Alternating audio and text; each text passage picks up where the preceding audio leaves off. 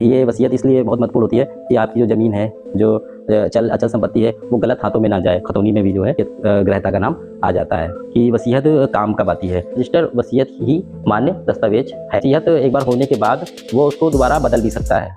नमस्कार साथियों, स्वागत है आपका मेरे चैनल में। अगर आप ज़मीन से जुड़ी हुई सही और सटीक जानकारियाँ चाहते हैं तो मेरे चैनल को सब्सक्राइब कर लीजिए, क्योंकि मैं ज़मीन से जुड़ी हुई सभी प्रकार की वीडियोस बनाता रहता हूँ। मैं खुद भी एक लेखपाल हूँ, क्योंकि लेखपाल से ज़्यादा किसी और के पास ज़मीन से जुड़ी जानकारियाँ नहीं होती हैं। तो दोस्तों, स्वागत है आपका मेरे नए वीडियो में। आज बात करने वाले हैं हम लोग वसीयत के बारे में। वसीयत क्या होती है, वसीयत कैसे कराई जाती है, वसीयत कैसे और कब काम आती है, वसीयत और रजिस्ट्री में कौन सा दस्तावेज ज़्यादा मजबूत दस्तावेज है, वसीयत में कितना शुल्क आता है और वसीयत दर्ज कराने का क्या प्रोसेस है। तो आइए शुरू करते हैं। तो अब हम बात करने वाले हैं वसीयत होती क्या है।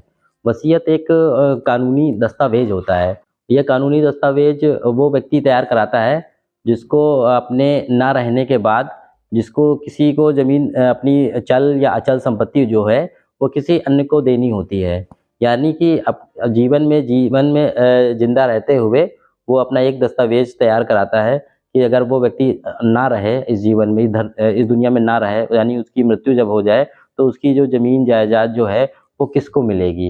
ये एक प्रकार का जो दस्तावेज होता है, इसी को हम लोग वसीयत बोलते हैं।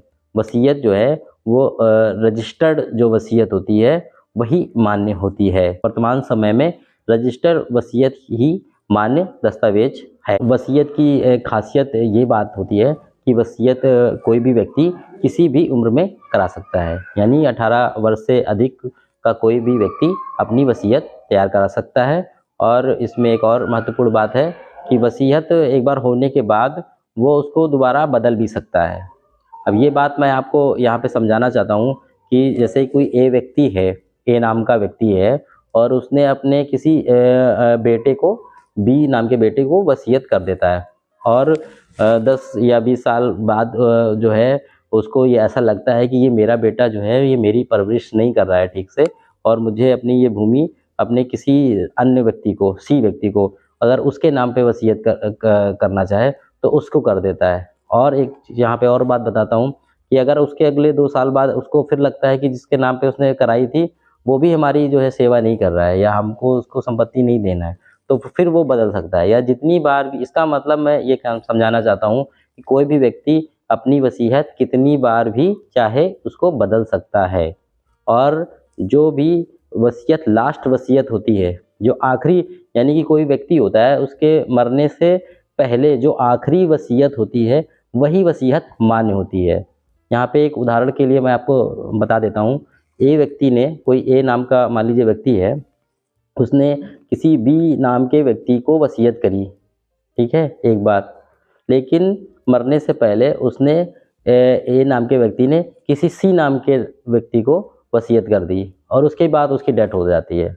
तो ये जो भूमि है, जो उस व्यक्ति की, ए नाम की व्यक्ति की जो संपत्ति है, वो उस सी वाले व्यक्ति को मिलेगी।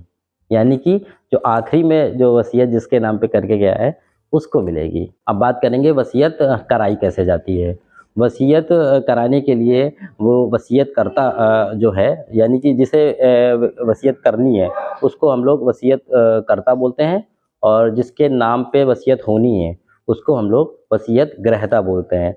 यानी वसीयत करता और वसीयत ग्रहता दोनों को, वसीयत करता और वसीयत ग्रहता को दोनों को निबंधन कार्यालय, यानी कि जिसको हम लोग रजिस्ट्री ऑफिस बोलते हैं, वहाँ पे जाना होता है। इसका मतलब ये है कि जो वसीयत करता है और वसीयत ग्रहता है, यानी कि वसीयत करने वाला और वसीयत पाने वाला, 2 लोग ये, और 2 गवाह, इन 4 लोगों को निबंधन कार्यालय, यानी कि जो रजिस्ट्री ऑफिस है आपका, संबंधित आपके क्षेत्र का रजिस्ट्री ऑफिस है, वहाँ पे जाना होगा। और साथ में 2 गवाहों की ज़रूरत पड़ती है, 2 गवाह आपको ले जाने पड़ेंगे। इनको ले जाके अपनी वसीयत को रजिस्टर करा सकते हैं आप। वसीयत तैयार करने के लिए आप किसी अधिवक्ता की सहायता आपको लेनी पड़ेगी, और ये मात्र 2 से 3 घंटे का ही प्रोसेस होता है, बहुत ही साधारण प्रोसेस है। बस ये आप ध्यान रखिएगा कि जो आप वसीयत करा रहे हैं वो पंजीकृत होनी चाहिए। पंजीकृत रजिस्टर ही पंजीकृत ही वसीयत ज़रूर कराना चाहिए, जो वसीयत कराने के लिए इच्छुक है।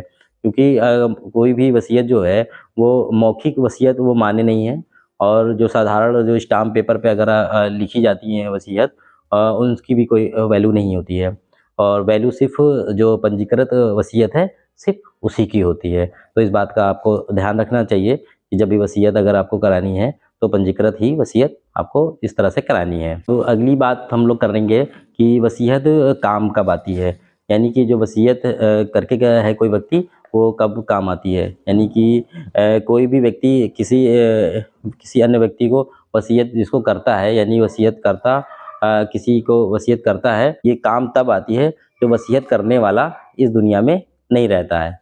यानी वसीयत करता की जब मृत्यु हो जाती है उसके बाद ही वसीयत अस्तित्व में आती है, और वसीयत ग्रहता जिसके नाम पे वसीयत हुई है वो उस वसीयत को ले जाके आगे का प्रोसेस शुरू करता है। अब हम बात करेंगे कि जो वसीयत जिसके नाम पे हुई है उस वसीयत को अपने नाम पे दर्ज कैसे करा सकता है। अगर इसमें हम आपको ये बताएंगे कि जैसे कि कोई व्यक्ति है, उसके नाम पे कोई खेत है या कोई भूमि है, कृषि भूमि है, तो उस भूमि को वो अपने नाम कैसे करा सकता है। कोई भूमि को अपने नाम वो इस तरह से करा सकता है, सबसे पहले उस वसीयत को वो संबंधित जो तहसील है उस तहसील के न्यायालय तहसीलदार न्यायालय में जाकर उत्तर प्रदेश राजस्व संहिता की धारा 34 के तहत जो है उसको प्रस्तुत करेगा। यानी कि उस वसीयत को वहाँ पे प्रस्तुत करेगा और इस बात को दावा पेश करेगा कि जो व्यक्ति हैं जिन्होंने उनके नाम पे वसीयत करी है अब वो इस दुनिया में नहीं है, और ये भूमि जो संबंधित भूमि है उसको हमारे नाम पे कर दिया जाए। तो उस न्यायालय में 2-4 पेशियाँ पड़ती हैं, उसके बाद जो संबंधित लेखपाल हैं उनसे रिपोर्ट मांगी जाती है और लेखपाल रिपोर्ट देते हैं, और उसमें लेखपाल जांच भी करते हैं। जांच इस बात की करते हैं कि जो वसीयत करने वाला व्यक्ति था वो मर गया है कि नहीं है, वो मतलब मृत हो चुका है या नहीं हो चुका है, और जो भूमि अपने नाम पे कराना चाह रहा है वसीयत ग्रहता, वो भूमि जो है वसीयतकर्ता के नाम पे दर्ज है या नहीं है, या फिर उस पे कोई अन्य कोई विवाद तो नहीं है। इस बात की जांच आख्या के साथ वो अपनी रिपोर्ट प्रस्तुत करता है, और रिपोर्ट अगर आपकी सारी चीज़ें सही हैं, वसीयतकर्ता वसीयत एकदम रजिस्टर्ड है, तो वो अपने आप भी जो है आपकी वसीयत जो है वसीयत ग्रहता के नाम पे चढ़ जाती है। तत्पश्चात आप खतौनी में भी जो है उसका नाम वसीयत ग्रहता का नाम आ जाता है। तो अब इसमें एक महत्वपूर्ण बात यहाँ पे ये भी आती है कि वसीयत और रजिस्ट्री, इन दोनों में सबसे मजबूत कौन सा दस्तावेज है। यानी कि कोई व्यक्ति जो है वसीयत कराए या रजिस्ट्री कराए, तो इन दोनों में मजबूत क्या है, तो इन दोनों में और अंतर क्या है। वसीयत और रजिस्ट्री में सबसे बड़ा जो अंतर है, वसीयत और रजिस्ट्री में सबसे बड़ा जो अंतर है वो उसकी प्रेजेंट वर्तमान स्थिति को देखते हुए उसकी महत्वता है। यानी कि जो रजिस्ट्री होती है वो तुरंत प्रभावी हो जाती है। यानी कि कोई मान लो ए नाम का व्यक्ति है और बी नाम के व्यक्ति को रजिस्ट्री करता है, तो तुरंत जो है वो भूमि उसके नाम से हटके और बी वाले व्यक्ति के नाम पे चली जाती है कोई भी भूमि। और यहाँ वसीयत में क्या होता है कि वसीयत में ये होता है कि ए नाम के व्यक्ति ने बी नाम के व्यक्ति को वसीयत कर दी, तो ये वसीयत तब काम आएगी जब ए नाम का व्यक्ति इस दुनिया में नहीं होगा। यहाँ पे इसका मतलब इस तरह से है। तो इसमें यही माना जाता है कि जो रजिस्ट्री है वो ज़्यादा मजबूत अभिलेख है। अब हम बात करेंगे वसीयत शुल्क की, यानी कि जो वसीयत कराने में कितना पैसा खर्चा होता है। इस पे बात करने के लिए मैं आपको बता देता हूँ कि वसीयत जो शुल्क होता है बहुत ही मामूली शुल्क होता है। इसकी जो सरकारी फ़ीस है वो 540 रुपये है। यानी कि जो है 540 रुपये में आप जो है वसीयत कर सकते हैं। ये शुल्क सरकारी शुल्क है। अगर आप किसी अधिवक्ता से मदद लेंगे तो जो वकील जो हैं उनकी जो फ़ीस होगी वो जो भी लेते हों वो लेंगे। इसके अलावा जो सरकारी फ़ीस है वो मात्र 540 रुपये ही है। इसके 540 रुपये में आप किसी को भी कभी भी वसीयत करा सकते हैं। दोस्तों, मैं आपसे अब एक अनुभव ज़रूर शेयर करूँगा आपसे। एक बार की बात है कि मैं तहसील में था और एक बहुत ही बुज़ुर्ग व्यक्ति मेरे पास आया और उसने मुझसे कहा कि सर, मेरा जो बेटा है वो बहुत ही शराबी है, सुबह से शाम तक शराब के नशे में ही रहता है, और मैं अब इतना बूढ़ा हो चुका हूँ कि अब मैं कभी भी इस दुनिया से जा सकता हूँ। अगर मेरी ज़मीन जो है, मेरे नाम पे जो ज़मीन है, अगर मेरे बेटे के नाम पे आ जाएगी, तो वो उसको बेच डालेगा और शराब पी के सारे पैसे खर्च कर देगा। और मेरे जो बहू हैं, वो मेरी बहुत सेवा करती है और मेरे छोटे-छोटे पोते हैं, ग्रैंडसन, वो बहुत अच्छे हैं। मैं उनको जो है इस तरह से नहीं देख पाऊँगा। तो मुझे क्या करना चाहिए? तो क्योंकि वो बहुत ही निर्धन व्यक्ति था, उसके पास इतने पैसे नहीं थे। अगर तो कई लोग, किसी ने उसको बताया होगा कि रजिस्ट्री कर दो अपनी बहू के नाम पे, ताकि आपका बेटा जो है आपकी ज़मीन बेच ही ना पाए। लेकिन वो व्यक्ति बहुत ही निर्धन व्यक्ति था, उसके पास इतने पैसे नहीं थे कि जो रजिस्ट्री वो करा सके। तो मैंने उसको सलाह दी कि तुम जो है अपनी जो भूमि है, लैंड है, वो अपनी वसीयत कर सकते हो। तुम चाहो तो अपनी जो है बहू के नाम पे वसीयत कर सकते हो, या फिर अपने जो पोते हैं उनके नाम पे वसीयत कर सकते हो, क्योंकि उसका जो बेटा है वो बहुत ही शराबी व्यक्ति है। इसकी जांच मैंने खुद भी की क्षेत्र में, क्योंकि मैं था उसमें। तो वो व्यक्ति सच में जो है, उसका बेटा जो है सच में बहुत ही शराबी व्यक्ति था। अगर वो ज़मीन उसको मिल जाती तो वो सच में उसको बेच के शराब के नशे में उसको पैसों को उड़ा देता।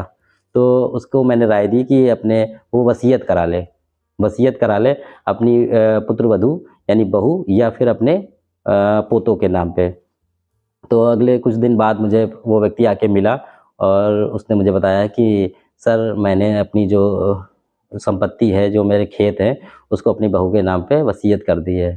तो दोस्तों, ताकि ये वसीयत इसलिए बहुत महत्वपूर्ण होती है कि आपकी जो ज़मीन है, जो अचल संपत्ति है, वो गलत हाथों में ना जाए। अगर आपको ऐसा लगता है कि जो मेरे वारिस हैं, उनमें से कोई ऐसा व्यक्ति है जो आपकी जो जीवन भर की पूँजी कमाई है, गलत हाथों में जाके चली जाएगी, तो उसका प्रबंध जो है वसीयत के आधार पे लोग करते हैं।